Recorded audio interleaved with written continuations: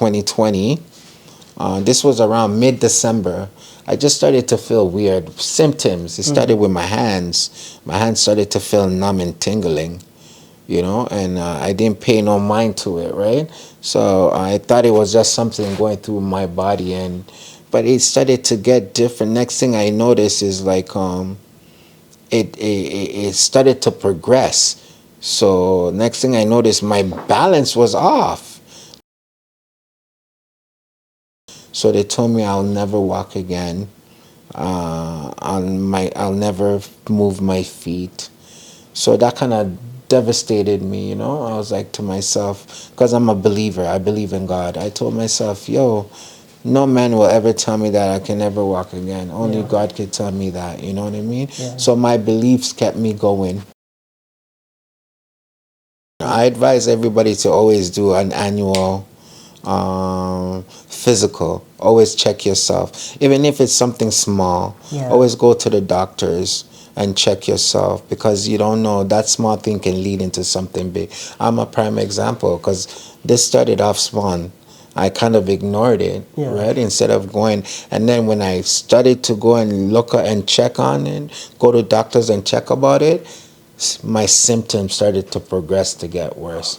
And that's a big thing in the black community. Like, we don't like to check on our, go to the doctors and check ourselves. I urge, that's a very, very important thing to do.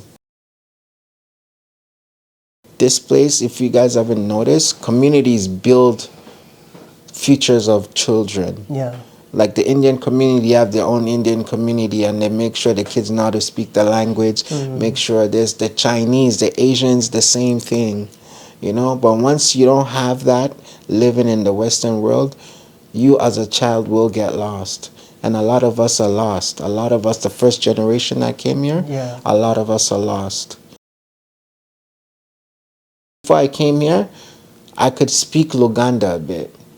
I could speak different languages a bit. I could speak Swahili a bit. But the minute I came here, my mother's tongue out the window, you know, because it wasn't preserved, you know. And that's the biggest thing coming here as a child. You could really lose yourself. I wanted to bring my kids back home. They bought it? The idea? The mother never bought the idea. That was the problem. You know what I mean? The mother never bought the idea. But I really wanted to bring my kids back home to see where I'm from. No, my kids have never gone back to visit. And I wanted to really send my son back home and my daughter, the two oldest ones, with my dad. You know what I mean? And that has been an issue, you know. So when you have a parent who's Caribbean, they don't look at things a certain way, right? Marriage is a contract living in the western part of the world, but if you're back home, it's different. Traditional marriage back home is different. It's much better, a better understanding. But when you come to the western world, it's a whole different ballgame. And if you have money here, you better protect your money, because that's what it is. Even the lawyers will tell you it's a contract.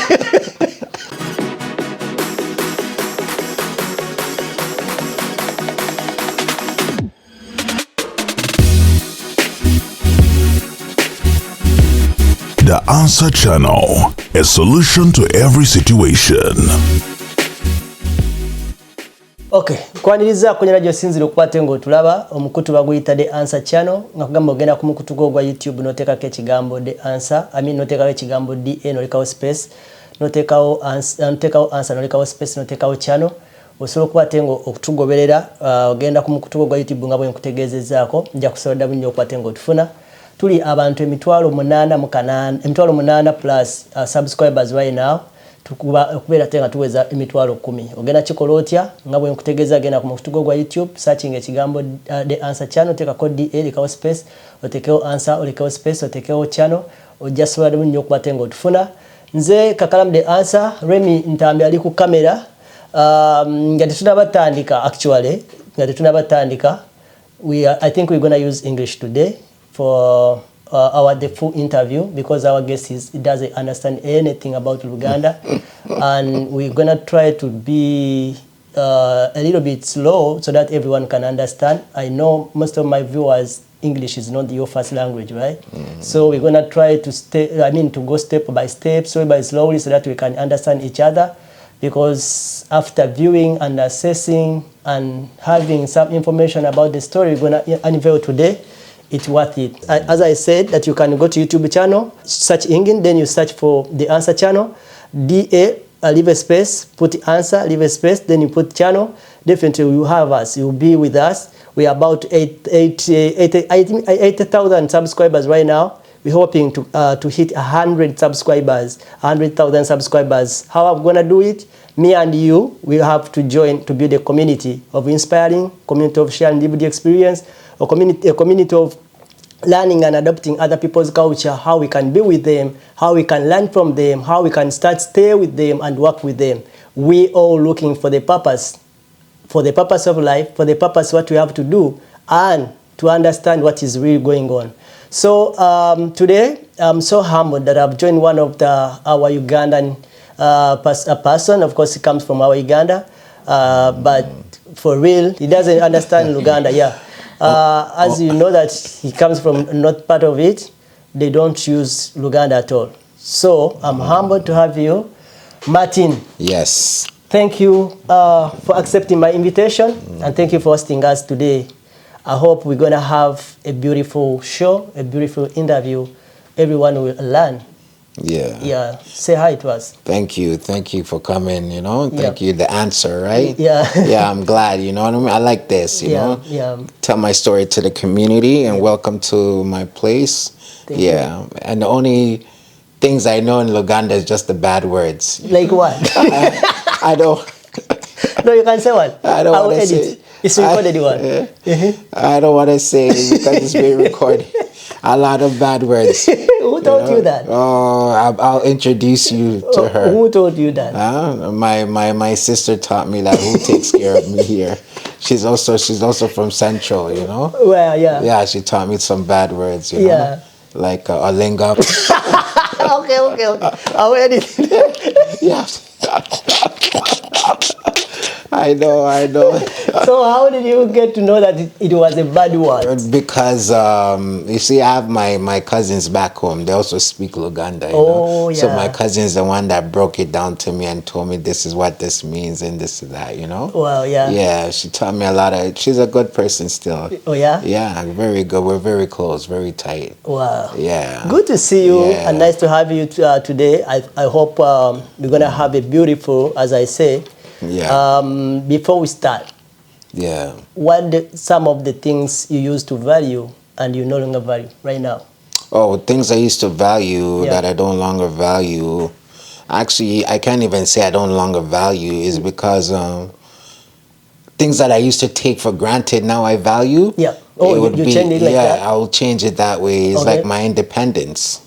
Okay. My independence, my privacy. Yeah. You know what I mean? My children. Yeah. You know what I mean? That I miss growing up in front of me, which they're growing up so fast. Yeah. You know, my freedom to do what I want to do instead of depending on people. Okay. You know, time, like depending on other people's timing. You know what I mean? Yeah. Yeah, like having my PSWs who do a lot for me, you know. I'm very close to a majority of them.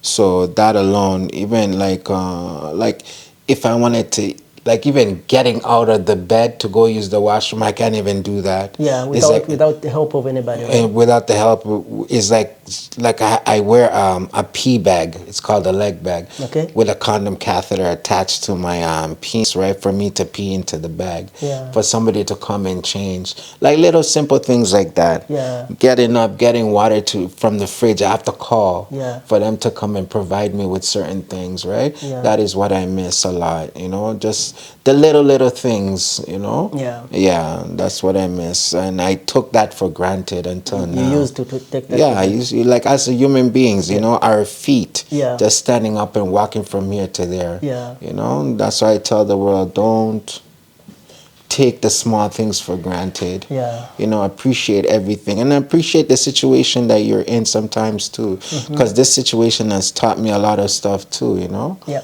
Like, don't depend on everybody, whether family members, whether friends. Yeah. But you know what I mean? Depend on yourself regardless of the position you're in, because this could teach you about yourself. It's taught me a lot about myself, Yeah. Yeah, how to bounce back, Yeah. how to do things differently the way I used to do, Yeah. Wow, I Yeah. like that though. Yeah, I'm telling Thank you for you. sharing for that. It's an icebreaker for you.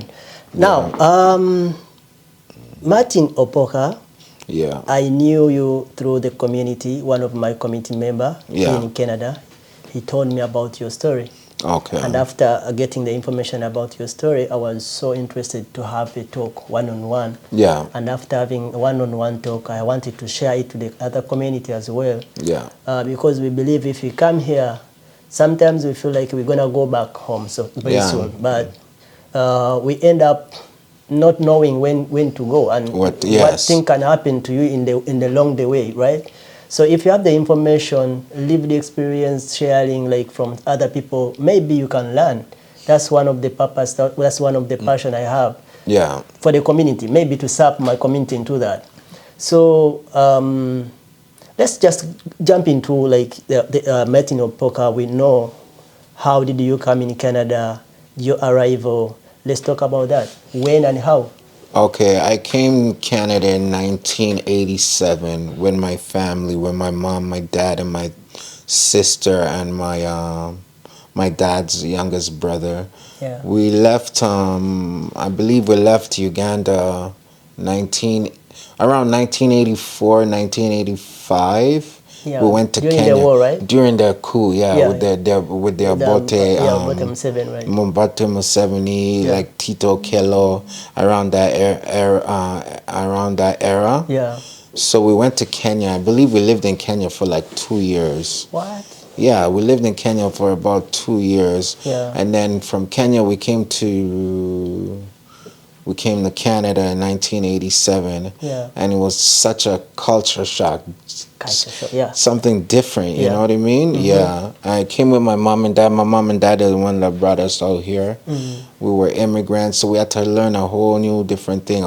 Because this living in Canada during them times, it's a melting pot of different cultures.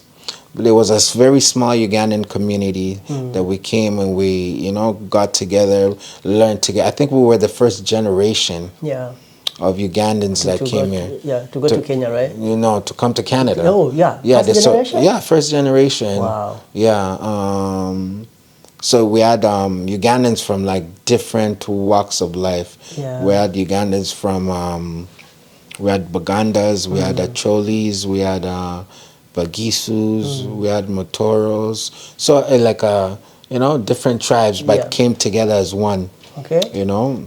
Started going to school here. It was different. Like when you came here. Yeah. What province? We came here. The first place we came here, I think the first place we went to was Toronto, but then we went to Windsor.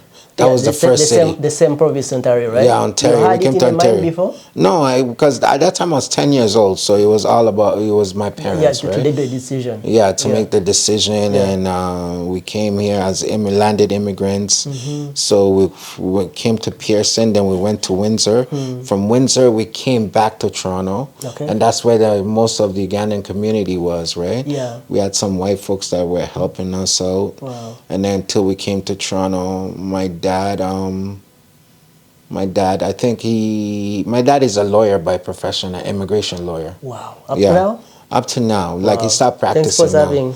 Yeah, he's an immigration. He helped a lot of the community. Wow. When he got the opportunity to help the community. His name is Christopher Opoka Okumu. Yeah. Wow. Yeah, the community knows him, right? Yeah. He's big into the community. Yeah. So then we started going to school here. It was so different. Seeing all these white kids. It was so different, Yeah. No, they always tell us like if you it's so easy to jump into school, right? I mean, right. As kids, it's different, right? Because we came here with accents and stuff like that. Yeah. So they're looking at us different. They were always interested and intrigued in us, but it wasn't that we weren't like that with them. But let me just jump in. Yeah. Like the kids were interested in your accent? Some of them were interested in our accents, yeah, you know. Wow. Eventually, as we got older, the accent started to fade. Yeah. You know what Automatically, I mean? you don't know how. Exactly. Yeah. That is just something when you're Yeah, I young. always have some people people they Yeah. always complain about me right now. Yeah. But I don't know how something starts changing. It just you can naturally imagine, Martin, changed. if you say, like I'm going, and Right. somebody say like I don't understand that. Then after like a minute, you person saying like gonna. Yeah. What will be next thing? You Because- also tend to from going to gonna. Yes. And make it like every day gonna, but like something like that. You know what the thing is about this place is Yeah. there's different slangs. That's the problem. Yeah. There's different slangs in Yeah. neighborhoods, different cities that use different slangs. Yeah. And that's what the problem is. Because, you know, if you people from Montreal Yeah. have a different slang, different way of speaking English compared to people from Ontario. Oh, I didn't know. Yeah, you can tell, like, compared to people from Nova Scotia, Yeah. they speak with a certain sort of accent, you know, It's different. different pronunciations and stuff like that. What? Yeah, this is something you'll learn eventually. Yeah. As you travel different provinces, Okay. you'll notice these things, you know? Wow. Yeah. So growing up, we went to school here. I have 3 sisters. I'm the oldest. I'm the only boy. You know, going to school here was different.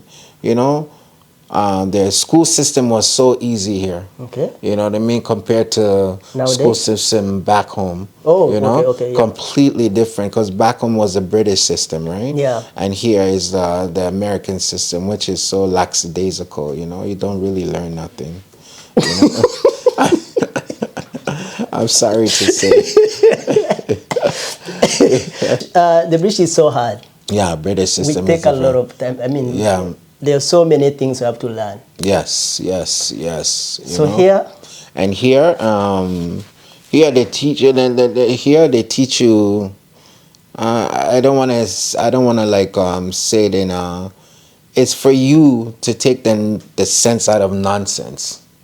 say it again. It's for you learning. It's for you to take sense out of nonsense they teach you in this school system. Seriously. You Okay, know? I'll leave it like that. Yeah, we'll just leave it like that. Yeah, I know. We'll just leave it as that. You know. Yeah, because like even here, in order to know your identity, you have to be taught about where you come from, and that's another thing. They take away your identity when you come here, so you're forced to kind of be somebody else here, and that starts also with the school system and the history and stuff like that, right? Okay. So yeah, like those are things that we could talk about. With time. Yeah, with time, yeah, right? yeah. Yeah. So going forward, my dad, I think he started working as a dishwasher. Then he started to work his way up. He went to law school here. He's a lawyer. Yeah. My mom was a legal secretary, working for like these big law firms down here. You know, and then eventually my dad opened his own law firm, immigration law firm. Yeah. You know, After how many years? I think he started practicing, we came 87, by 89, 90. Oh wow. Yeah, 90, 92, he had his law firm. Yeah. Wow. You know, I worked with a Jewish law firm, opened doors for him. Yeah. You know what I mean? Is that the Lewis one? Pardon? Lewis? No. Okay. It was a different, I've like at that time I was, like I said, I was young. Okay. So I wasn't even Know the names of the... yeah, knowing the names of them like that, right? So, and then we moved to the town of Markham. Oh. Yeah, my mom and dad bought a house in the town of Markham. That's where we did most of our growing up as kids, going to high school there. From there, I went to Judge Brown College for a chef because I'm a chef by profession. That's my trade. Wow. Yeah, I like to cook. To cook different stuff, you know. You didn't want to take the same path to your dad? No, I didn't want to be no lawyer. You know, like growing up here, it's just a different. Like I said, you have friends from different backgrounds. Yeah. Caribbean friends, white friends, Indian friends. So yeah, growing up here, you know what I mean. Went to George Brown College, started working at the restaurants, different restaurants, golf clubs. You know, started to hone in my skills. So I've been cooking for over 20 years, professionally. Wow. Right? How is it? It was nice. It's very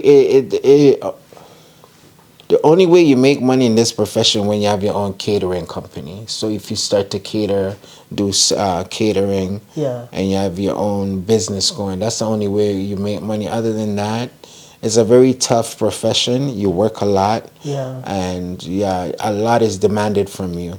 Okay. You know what I mean? So it's the people who are already in a career or want to join the career, they're already picking up something. Right. Yeah. So if you really like cooking and stuff, the best thing to do is you have your own little catering company. That way you make the money. Yeah. You know, learn the business, and then with that you got to know how to manage it, and then paying your taxes. You have to have an accountant, you know what I mean? And then you have to have a tax lawyer, because once you have a business, that's the biggest thing, is having tax lawyers. They'll do certain things for you, you know?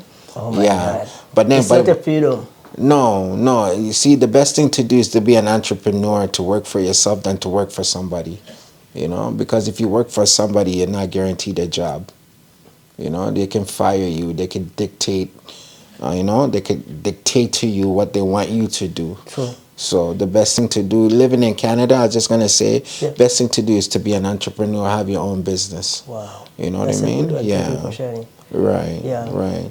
So fast forward, come 2006, I had my first child. Wow. You know, in 2006, I had my first child, which was a boy, Damani. Yeah. And then 2 years later, I had my daughter. And you got the same person in your community, or you out of the crowd? No, this person, their mother is out of our community. She's born here, but Caribbean background, Jamaican background. Yeah. So you already got one child right now? Yeah. 206. Yeah, 2006, my first child was a boy, you know? Yeah. And then fast forward 2008, I had a girl. Yeah. Right, Denisha. Her name is Denisha. I had a girl. Fast forward that 2010, I had another girl. Wow. All these are coming from the same woman. Yeah. And unfortunately, my third child only lived for like 7 weeks, and she passed away. Oh. So that kind of threw a curve in life, you know, devastated us. So that was like a dark period in my life, and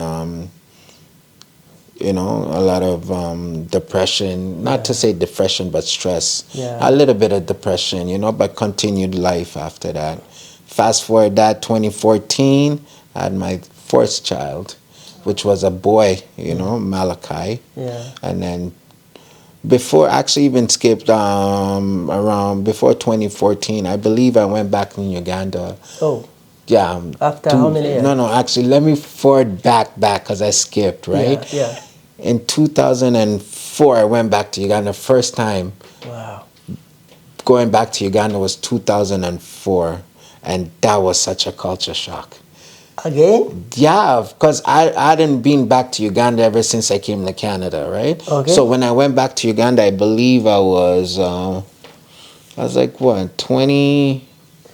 I was in my 20s, I was in my mid-20s. Yeah. So going back home in Uganda was such a culture shock. Just seeing how everything, the infrastructure, the market, nothing has changed. Like I left after 20 years. After about 20 years. Nothing changed. Nothing really. Oh my God. The way I left it is the way I came back.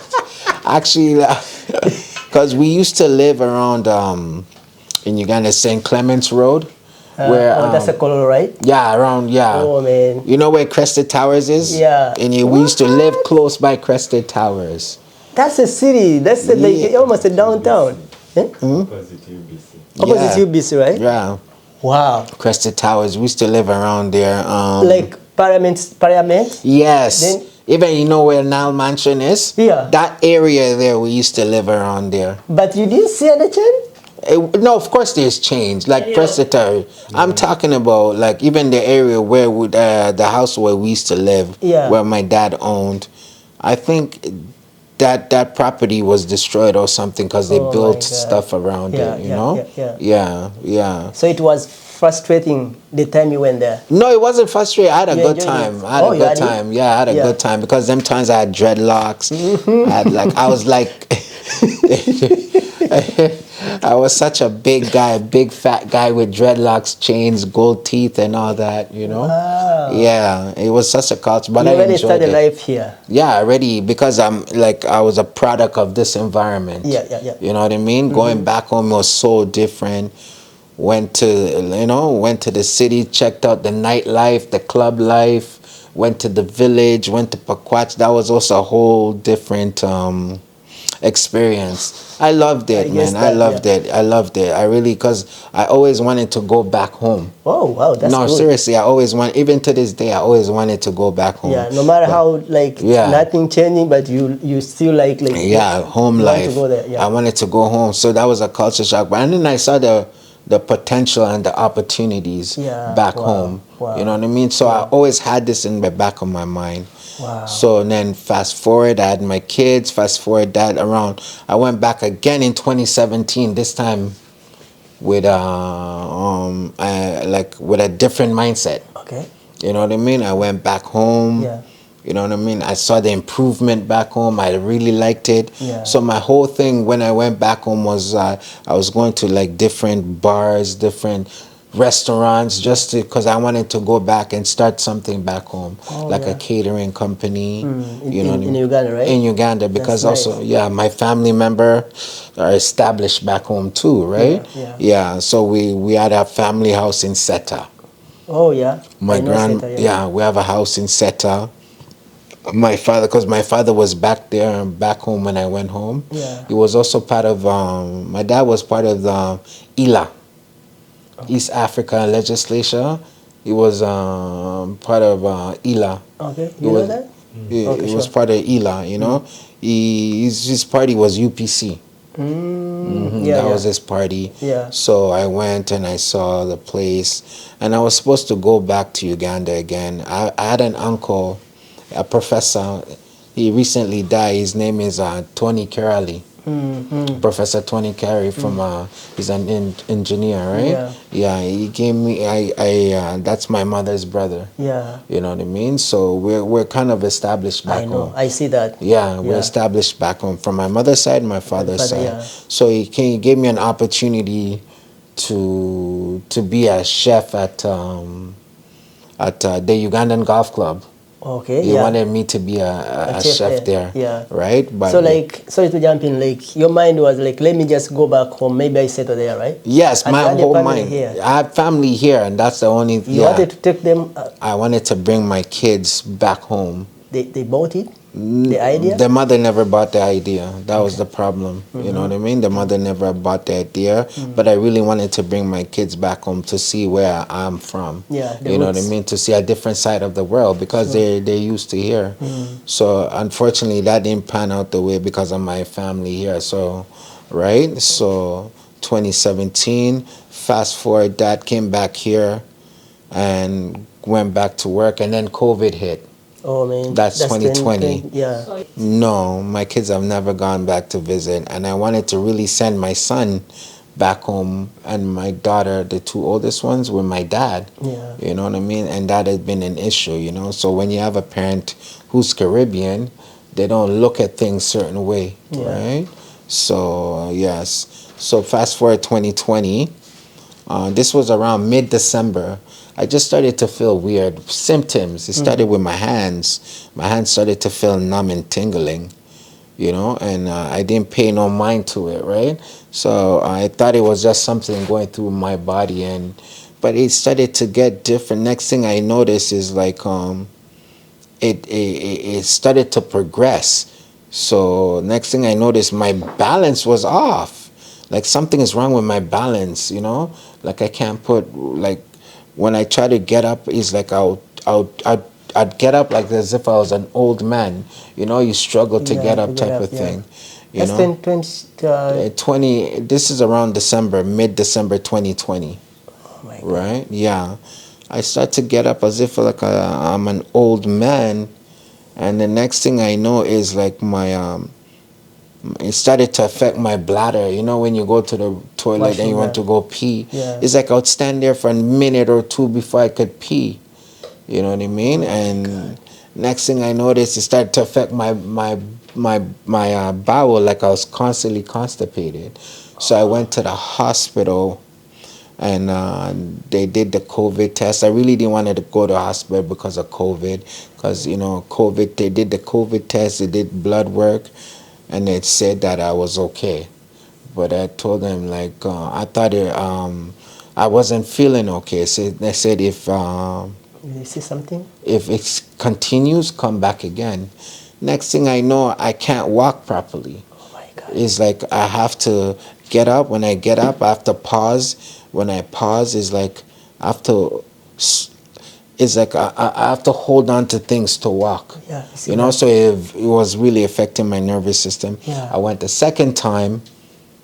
They wanted to do an MRI, but because they couldn't do an MRI, because I had like metal shrapnel in me, and so they wanted to do another test, a CT dye scan test to pinpoint what was wrong with me. Yeah. And the surgeon called me and did a consultation, but as I was talking to them, my symptoms would get worse and worse and worse. So I went to the hospital the third time.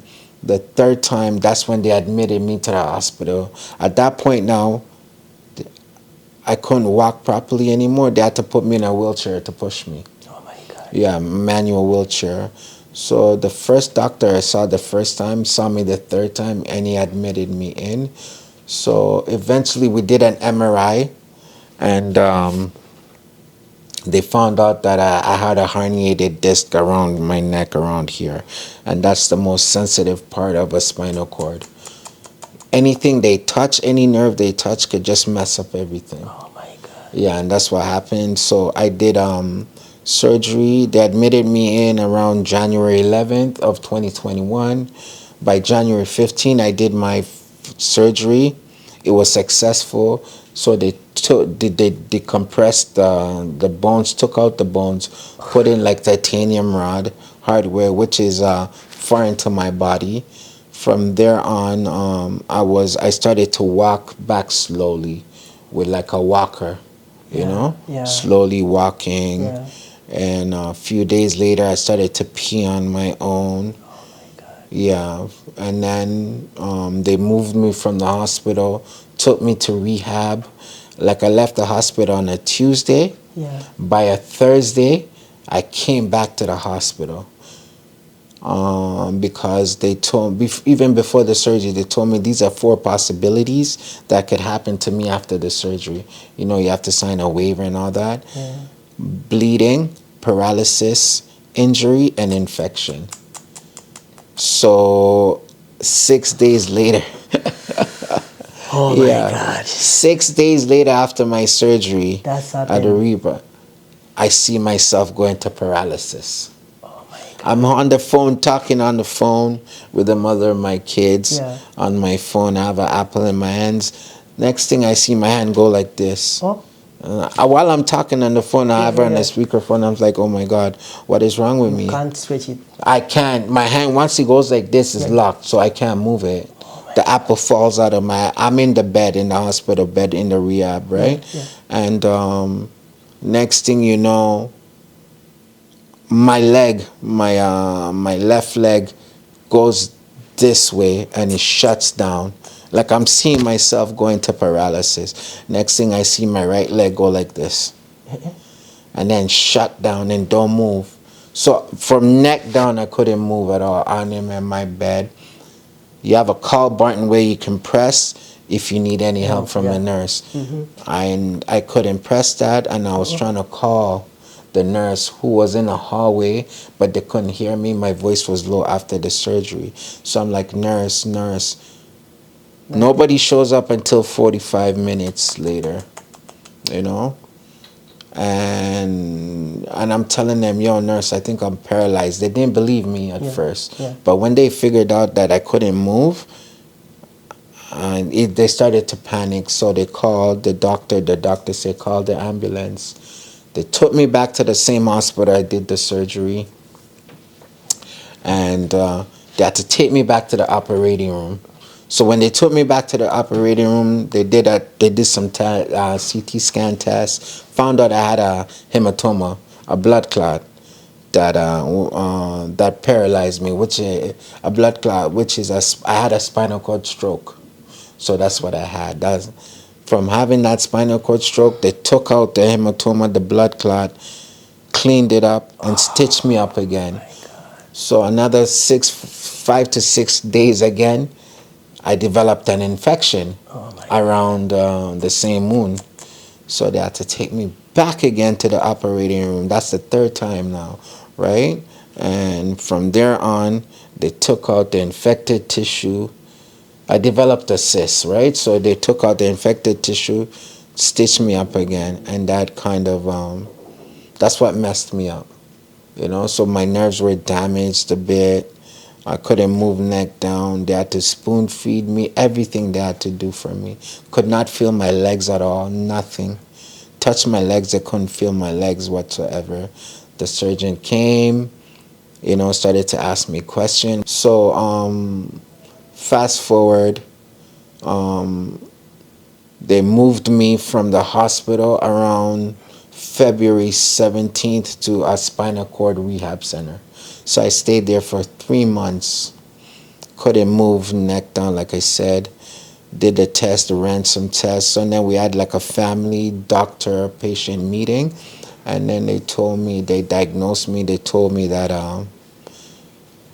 within 5 years, whatever I regain is what I regain, but I will never walk back again. I remember them telling me that the physiatrists, they call them physiatrists, those are people that specialize, doctors that specialize in spinal cord injury. So they told me I'll never walk again. I'll never move my feet. So that kind of devastated me, you know. I was like to myself, because I'm a believer, I believe in God. I told myself, yo, no man will ever tell me that I can never walk again. Only God could tell me that, you know what I mean? Yeah. So my beliefs kept me going. You know what I mean? My beliefs is what kept me going at the rehab center. But it literally changed my life, though. My life did a 360-degree turn. From coming from a family setting to this, living by myself now. Not able to help myself the way I used to help myself. So that was something that I had to learn again. Like I was broken. I was so broken. At that time during COVID, nobody could come visit you. True. Didn't see my kids.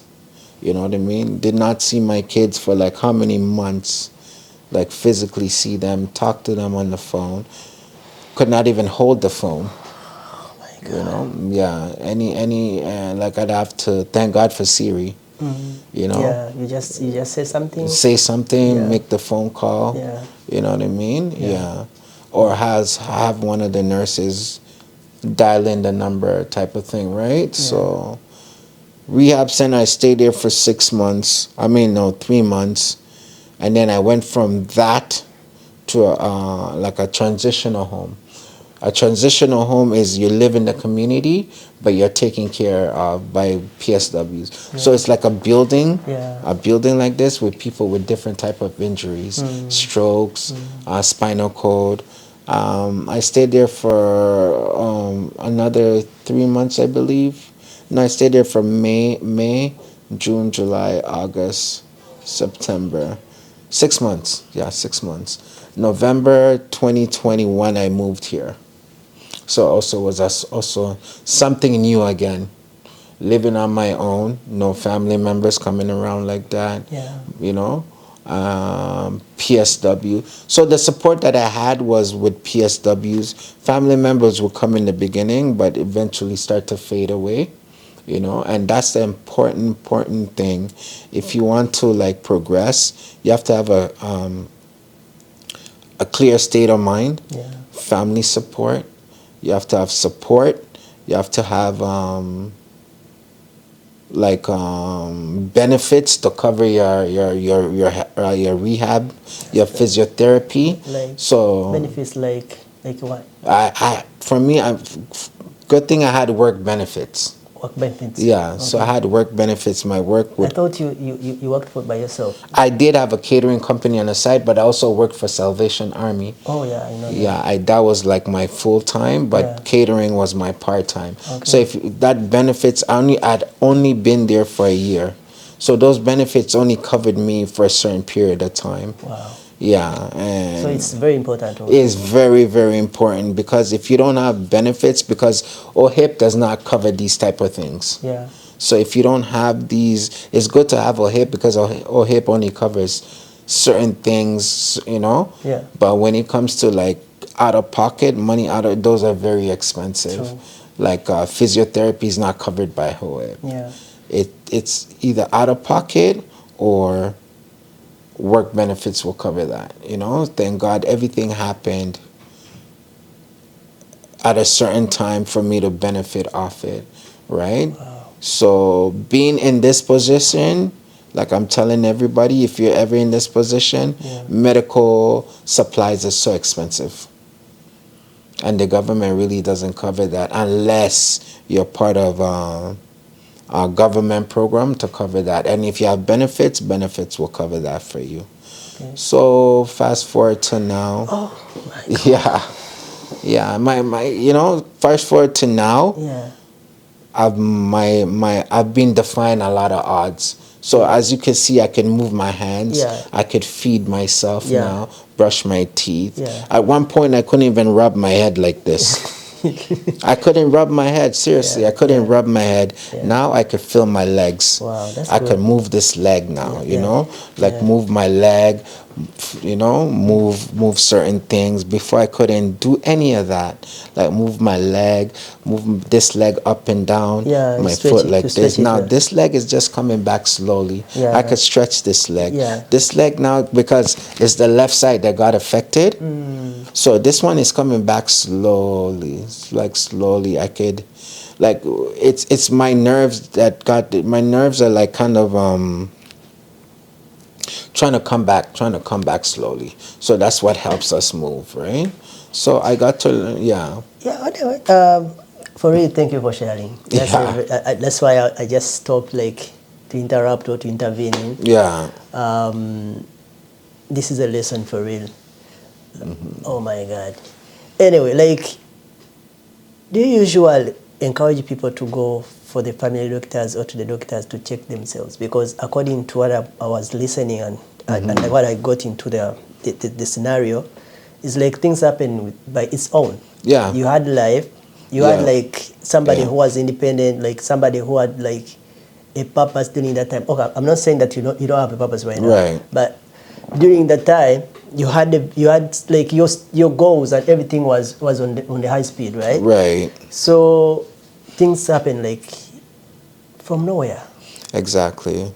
How do you advise people like me who just came in Canada just recently, like other people who just here, they don't even go for the family doctor, they don't even check themselves, especially the immigrants. Like, It's important. I advise everybody to always do an annual physical. Always check yourself. Even if it's something small, Yeah. always go to the doctors and check yourself, because you don't know, that small thing can lead into something big. I'm a prime example, because this started off small.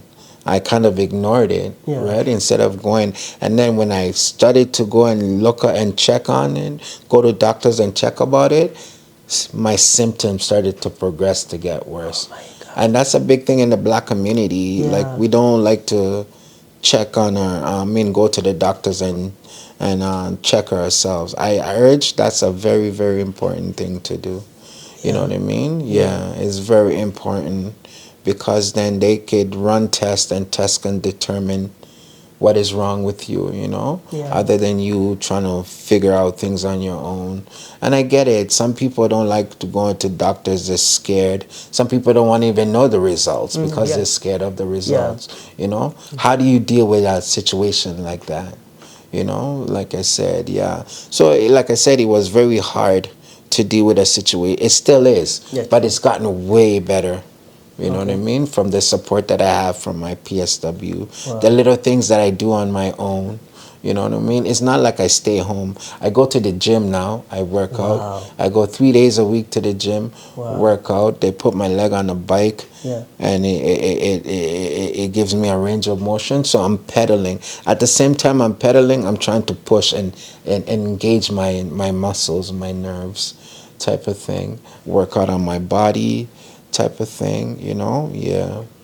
Can you just help me to walk me through the years lifestyle, the things you achieved during that time? You just walk us through the years. Oh, my lifestyle. Yeah. My lifestyle was different, to be honest with you. As a young kid growing up here, I listened to a lot of hip hop, Yeah. a lot of and then during my time growing up, hip hop was more like that was more of like the drug era, money making era, young boys, young black boys. It's having their own business, living a different lifestyle. So my lifestyle basically was different, like the way I grew up here with the Jamaican community, other communities. You know what I mean? At one point I was.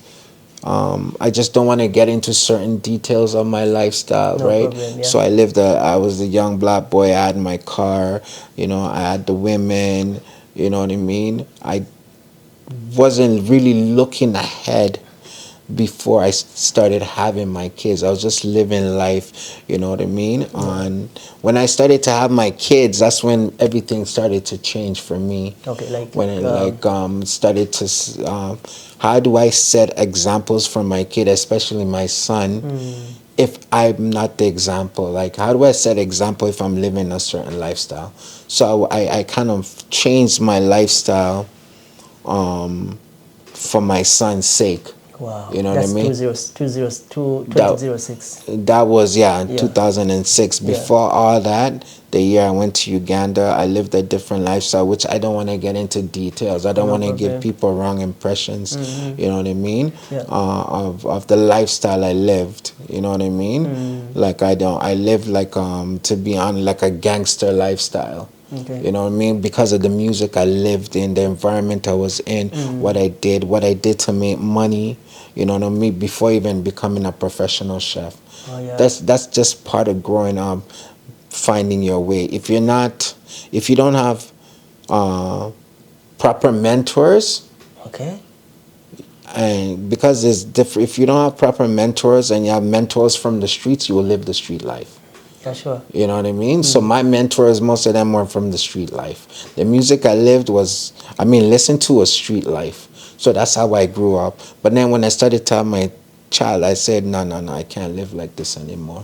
You know what I mean? Yeah. I have to change. That's why I went to chef school, Yeah. became a chef. I already had the passion of cooking because I was cooking when I was young. Oh, wow. So from there on, I started to cook. All I'm saying, as young Ugandans, education's important. You know what I mean? A lot of us here don't take it serious.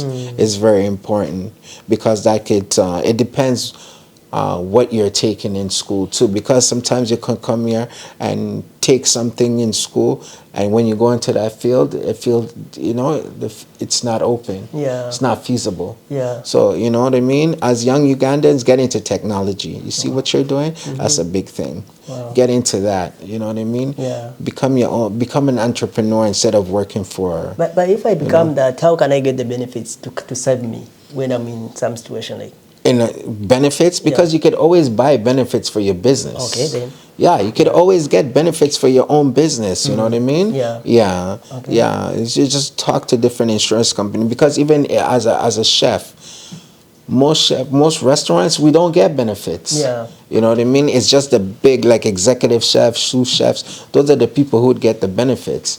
You know. So yeah, or look for careers that offer you benefits and stuff like that, right? Yeah. So fast forward with my lifestyle, I had to change that for my children. Thank God for that. You know what I mean? Because that street life doesn't get you anywhere.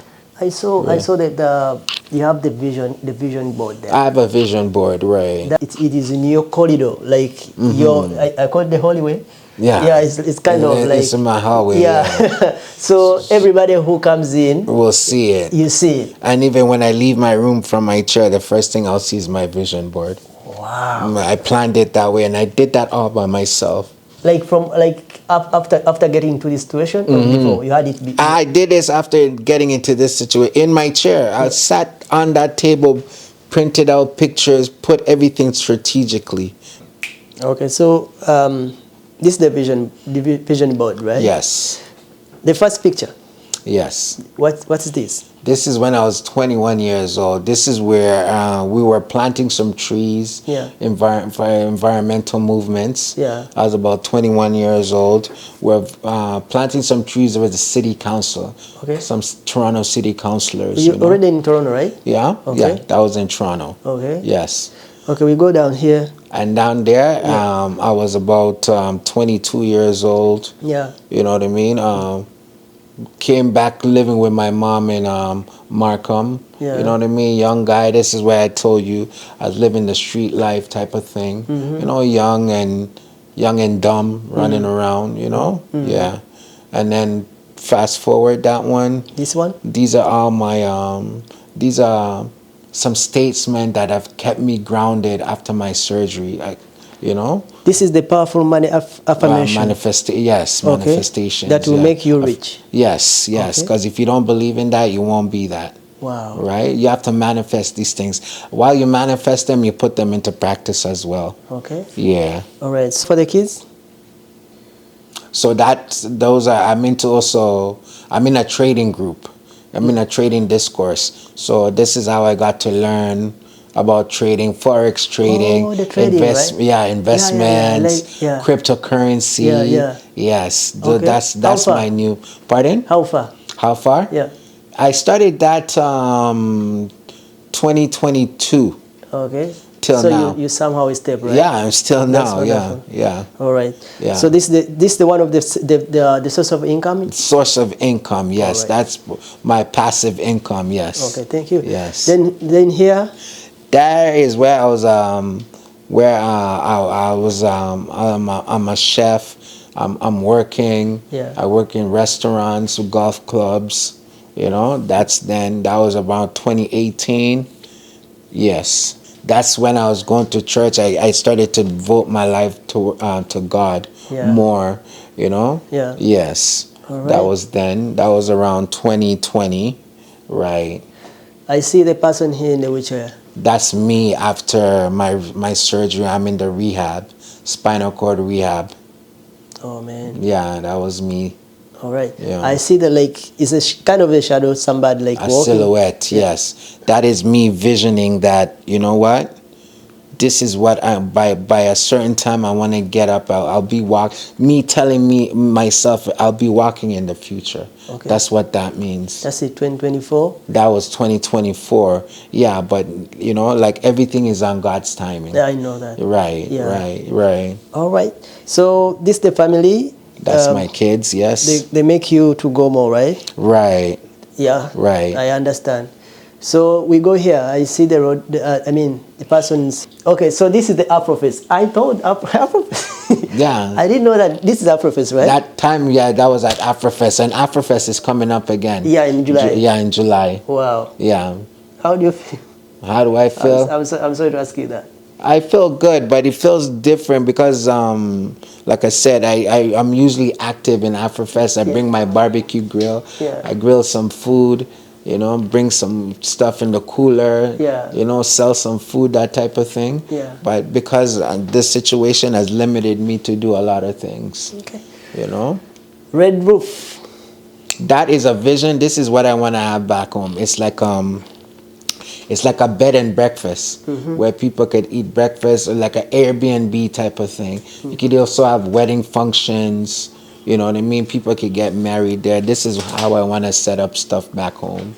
Okay. That's my vision, a restaurant, a bar with like a bed and breakfast type of thing, Airbnb.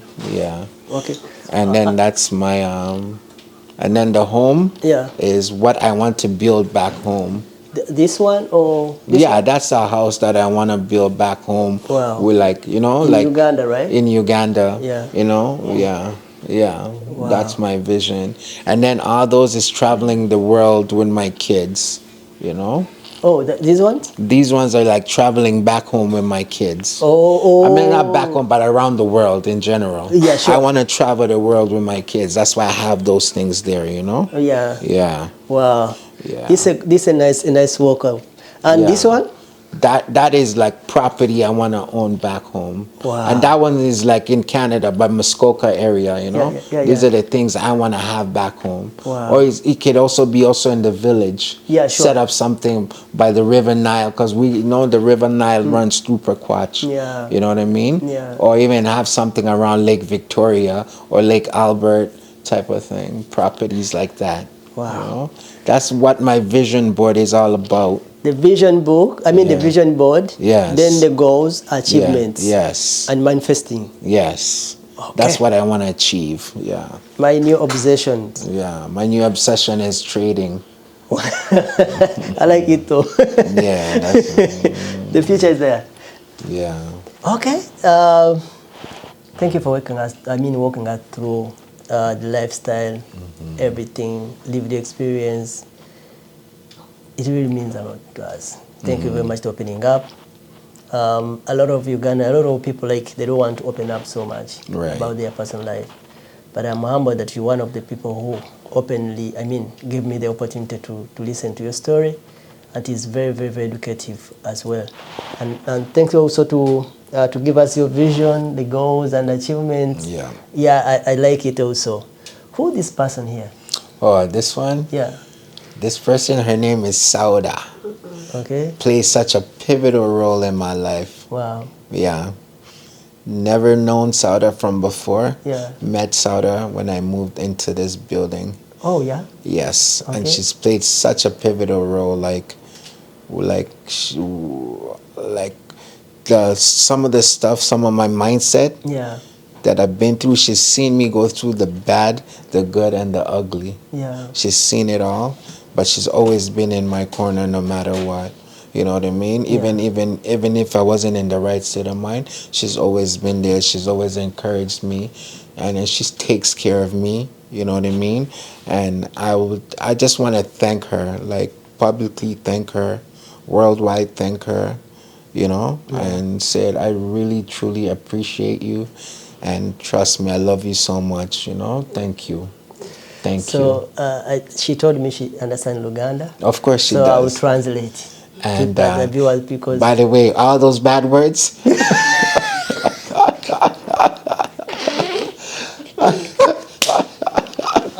The culprit. The teacher is here. You are watching the Answer Channel, a solution to every situation. Subscribe right now. The teacher. Okay. No, I'm just joking. Yeah, okay, Sauda. The teacher is here, you know. She understands Luganda. So she wants to say something in Luganda. Then I'll translate to Martin and even other people who have been following the show. Say hi to the viewers and so yogereko eri abantu then obabuulire like engeri gy'olabyemu Mwami Martin engeri gya buildingzemu resilience gyabadde yezza engulu gyakomyewo ng'alwana nga ye. Okay. Yeah. Mbalamusizza bonna abatulaba. Yeah. Ebbanga lyemmaze naye si muntu mubi, muntu mulungi, ayagala abantu, awelcominga abantu. Nali mupya, like nga ndi mupya, nga sirina kyemmanyi naŋŋamba tofaayo, nja kwencouraginga buli kimu. Era tubadde tuli naye tukolagana buli kimu, nakyambuulira nga muyambako, nga nnyambako, mpaka kati we tuli. Naye kati ali fine. Ebisinga abikola, asobola okufumba, asobola like ebintu ebimu ebisinga abyekolera. Ayagala nnyo ogezaako n'akola ebisinga ekiganye era nga tumuyambako. Tuli tiimu bangi, sirinzeka. Kuba eno gundi company nnene. Naye nga muntu mulamu. Oluganda tamanyi nnyo naye ngezaako muyigiriza. So is really appreciating to you. Yeah. And she's like, she came when she was a newcomer in Canada. You helped to mentor her through all the settlement and the resources she may need. And she's appreciating the resilience, the way you bounce back. You know how to cook, you know how to do some stuffs. She understands that there are some things which you don't feel like you can manage by yourself. Yeah. Then that's how they come in. Yeah. So in short, like, she's so appreciative the way you build the resilience. It really means even a lot to you and to them as well. Right. Who are helping you. So thank you, Sauda. Thank you very much even to accepting to be into our camera. I know it was a tug of war behind there. But how do you call Canada? How do I call Canada? Yeah, to you. To me, Canada, like growing up here, you get to learn a lot of things. Yeah. I call Uganda my first home. That's my home. That's my country. Okay. That's my love. Canada is like my second home. Okay. Canada is my, although I grew up here, you know, it's my second, all my kids are here. It's still my second home. But I consider Uganda my first home. Canada opened opportunities, you know, opens opportunities, exposes you to certain things, ideas, good ideas that you can bring back home and tailor make it to suit Uganda. That was my goal, period. Okay. You know? Yeah. All right. Oh, marriage in this country is a contract. You're kidding me. If you have money, protect your money. Make sure you get a prenup. You know, make sure you get a prenup, prenuptial agreements if you want to get married, because it's a business. Oh. Marriage here is a business. Marriage is not like back in the days where you make a covenant between you. Marriage is a contract living in the western part of the world. But if you're back home, it's different. Traditional marriage back home is different. It's much better, a better understanding. But when you come to the western world, it's a whole different ballgame. And if you have money here, you better protect your money, because that's what it is. Even the lawyers will tell you it's a contract. But back home is different, you know. So Yeah, even I'm the being lawyers honest. can tell you that. Even the lawyers will tell you, because, you know, family court destroys family. It never helps family, because it's a big business. Family law destroys family because it's a business. And each lawyer, whether your ex-wife's lawyer or your lawyer, they're all about money. Judges don't care. And the people that suffer the most are the kids, to be honest with you, on the real, being serious, yeah. It does, you know. Back home, different story. Traditional marriage, I'd rather that any day, you know, yeah. Okay. How will that day look like when you're going back home? What will be one of the first items you put into your backpack? Going back home? Yeah. What will that day look like? That day, to me, my vision is going back home, actually walking and going back home with my kids, bringing them home, not with any of this wheelchair, no hospital bed, nothing, just being free, walking and going back home and continue establishing myself. I can't wait for that, especially my children. You can't wait for that? I can't wait for that, bringing my kids back home. That's my biggest thing right now, because they're so lost without me, you know? Yeah, they're so lost without me. Growing up here is not easy. You can lose yourself if you're not careful. But if you have a strong family background, a strong family and a strong community, then you'll find a lot of things easier for you. But if you don't have that and you have to go here, you have to go there, because this place, if you guys haven't noticed, communities build futures of children. Yeah. Like the Indian community have their own Indian community, and they make sure the kids know how to speak the language, make sure there's the Chinese, the Asians, the same thing, you know. But once you don't have that living in the Western world, you as a child will get lost. And a lot of us are lost. A lot of us, the first generation that came here, a lot of us are lost. We've integrated into this community, into the Western community. Like before I came here, I could speak Luganda a bit. Oh. I could speak different languages a bit. Yeah. I could speak Swahili a bit. But the minute I came here, my mother's tongue out the window, because it wasn't preserved. And that's the biggest thing coming here as a child. You could really lose yourself if you're not careful, if you don't have a strong community backing you up and bombarding you with teaching you the morals, the values, the culture of back home. So why do you talk about somebody who say like you doing this for the sake of the children? You're not doing for by yourself. Most especially we came. We came when we already grown up. Right. So they all tell us like, you know what? You're doing it for your children. You don't do it for yourself. Right. Why do you talk about? How do you talk about that? You see, when I say you're better coming here when you're grown up, because you'll have values from back home. You'll still have your culture from back home. So you'll come here with a different mindset. Okay.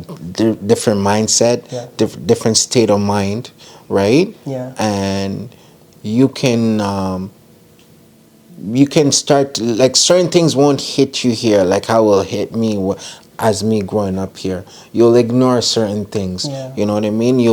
You're more like building yourself, and you have a vision back home as you're older. So then when you start having kids, you'd rather have your kids back home and then bring them here for education and then send them back home, or you educate them back home and bring them here.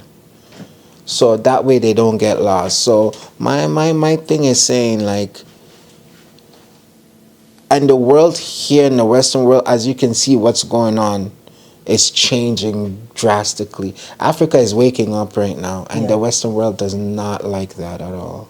Okay. They don't like that at all. They have stolen and they milked Africa for all its resources. And look at it, Africa now, like Ibrahim Traore, is the biggest threat to the Western world. Yeah. Because he's going against them in a way where it's not even, they're labeling him as a terrorist, and he's not. Yeah. Because what? He's building Burkina Faso. Yeah. And they don't like that. Okay. You know? Yeah, that's the thing. I say, you know what, wake up, let's go back home.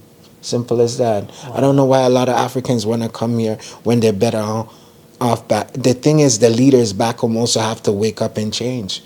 Because if you don't change and give opportunities to the youth, because the youth are the future of the country. So if you don't give them that opportunity and you stifle them, they don't grow, and then what? The country still stays the same. I see that. You know, you have to put back into your citizen. You have to put back into the country.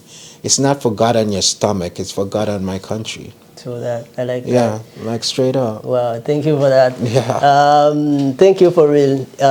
So many people I've been talking to them, like they say building resilience is through breaking the silence. Yeah. You talk about it. Yeah. You say about it. Like you share your lived experience and the situation you're going through. Is one of the things like can help you to build the resilience and bounce back. Right. Do you believe in that? Of course I do, because for the longest while I've been silent. Like I really don't post a lot of things on social media about my journey. Yeah. I have so many videos of my journey, of my workout journeys and stuff like that. But this your platform is giving me an opportunity to open up. Yeah. Because I like I said, Sauda, I've seen the good, the bad, and the ugly. Yeah. And the person that I've opened up to the most and confide in is Sauda.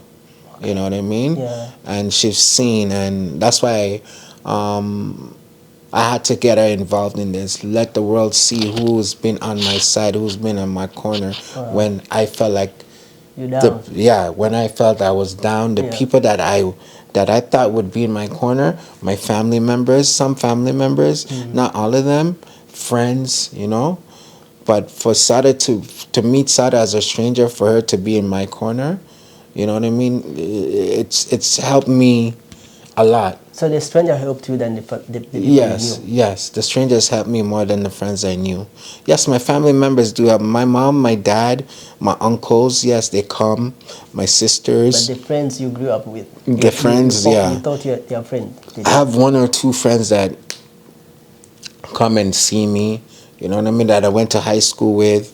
You know, those, I appreciate y'all for that, you know what I mean? But And then you have the fake friends, you know. I don't want to get into details and stuff like that. Yeah, no. So that Florence is calling me. Yeah, you know. But so that's shown me a real true friendship. You know. But I think we're know? gonna be friends now from today. Of course, definitely.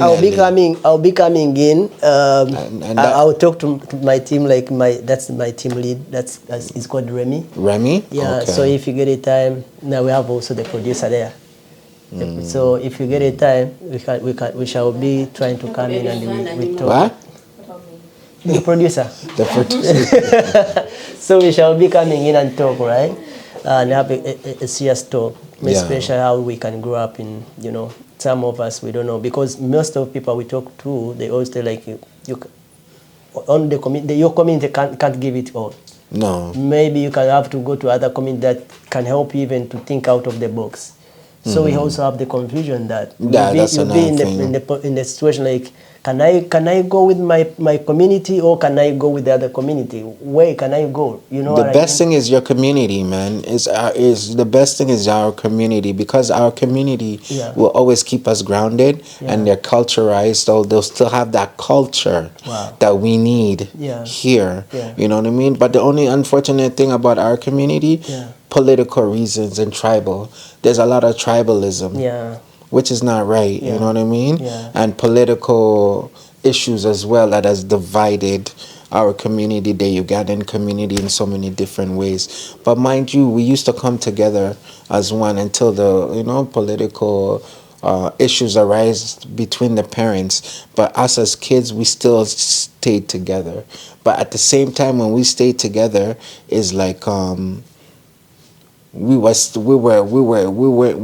the culture, the morals weren't being instilled in us. We were going out there and picking up from here, there. That's why I mainly grew up with Jamaicans. You know, not to say it's a bad thing, but I'd rather grown up with my own. Sometimes you regret about yes, I really, honestly, I'm being honest, I really do regret it.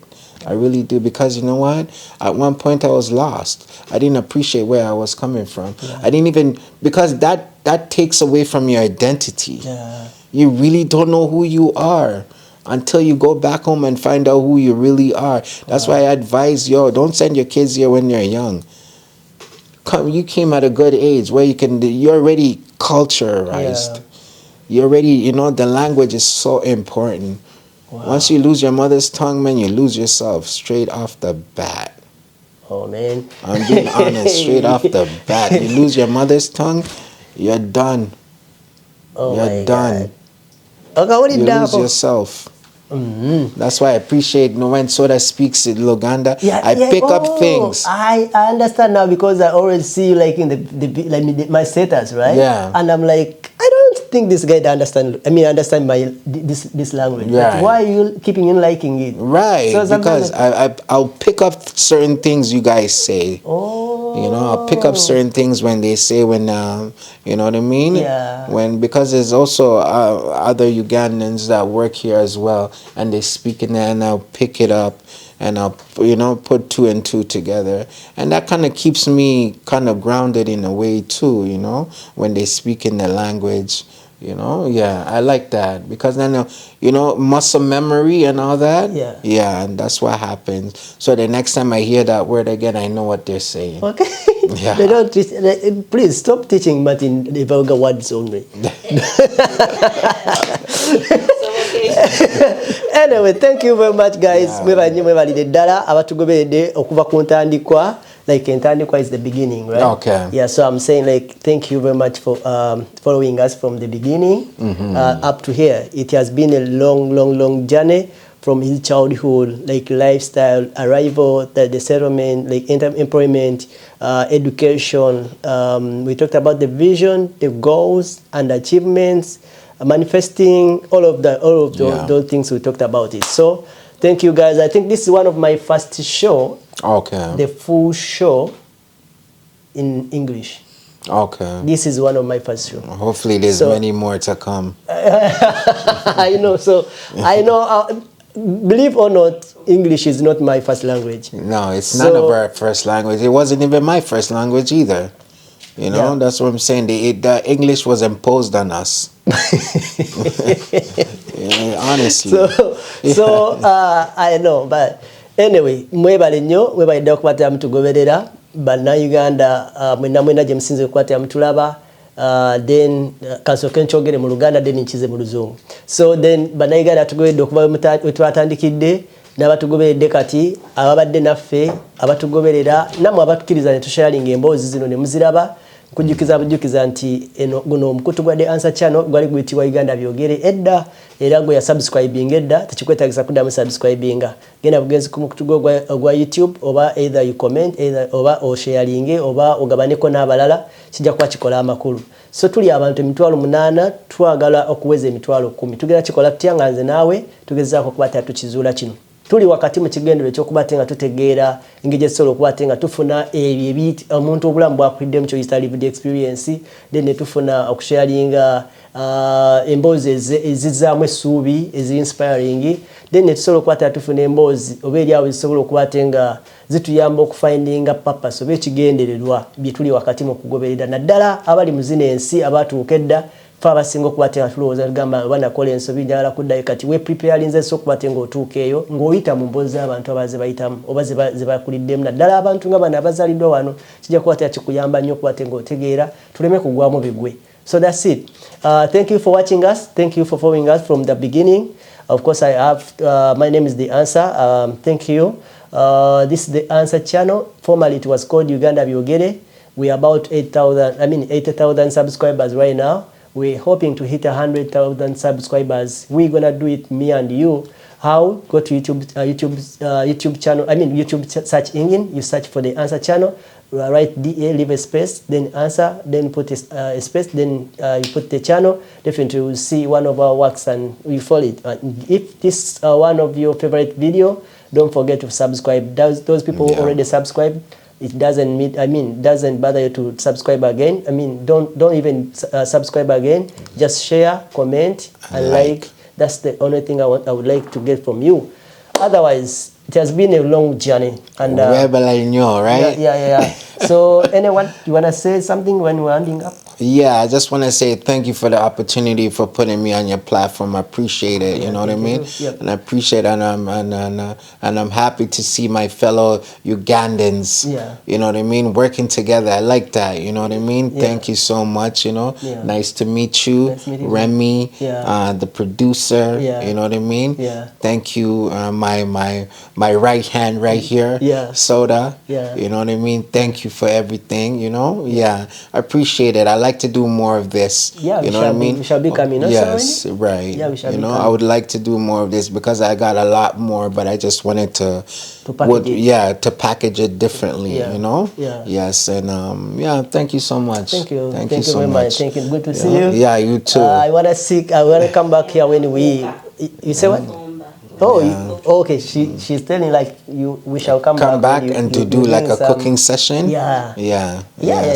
Yes. Wow, that's good. Yeah, sometimes I do. I also have videos where I tape my video myself cooking, cutting stuff. Yeah. Stuff that I didn't do before, you know what I mean? Yeah. Okay. Yeah. Sigenda soka wano kula katana n'ensi yange kula katana n'ensi yange for God and my country. Pardon? If I say kula katana n'ensi yange, I mean for God and my country. Okay, for God and my country. Yeah, okay, so, good. Bless. Nice. For God and my country, not my stomach. Yeah. Bye-bye.